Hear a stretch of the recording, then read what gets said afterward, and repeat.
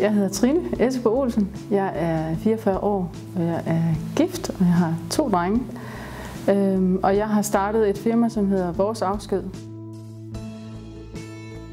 Det, der motiverede mig helt klart til at få startet Vores Afsked, det var, at vi selv i min familie oplevede 5 begravelser i løbet af 3 år for 10 år siden i dag. Blandt andet med begge mine forældre. Og den oplevelse, det var at bevæge sig i det her rum, hvor vi faktisk overhovedet ikke vidste, hvad vi skulle gøre. Vi havde ikke nogen at gå til. Vi havde ikke nogen at spørge. Der var ikke nogen, som sådan, kunne hjælpe os sådan helt konkret. Den måde, det foregår på, det er, at man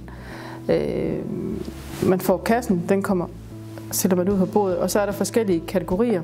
Og så bliver man introduceret for de forskellige kategorier, og så vælger man, hvad for en tager jeg først. Det vil være en kategori, som hedder begravelse eller bisættelse.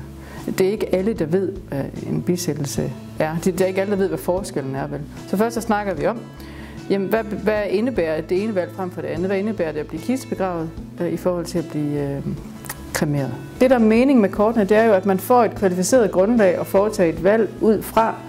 Så hvis du ikke ved, hvad det er, du kan vælge imellem, hvordan kan du så vælge noget?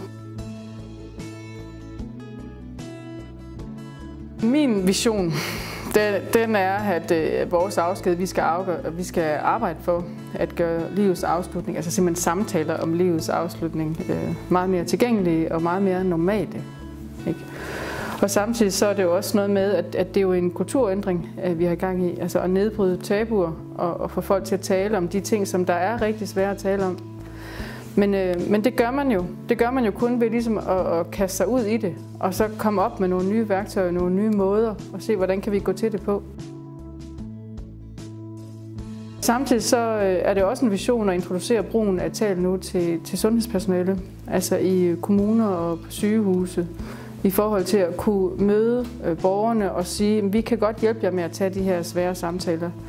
Men for at de kan det, så skal de jo også have nogle redskaber, som hjælper dem og som støtter dem, altså de ansatte, i forhold til at kunne ture og gå ind i det her møde og så sige, at det kan vi godt hjælpe jer med.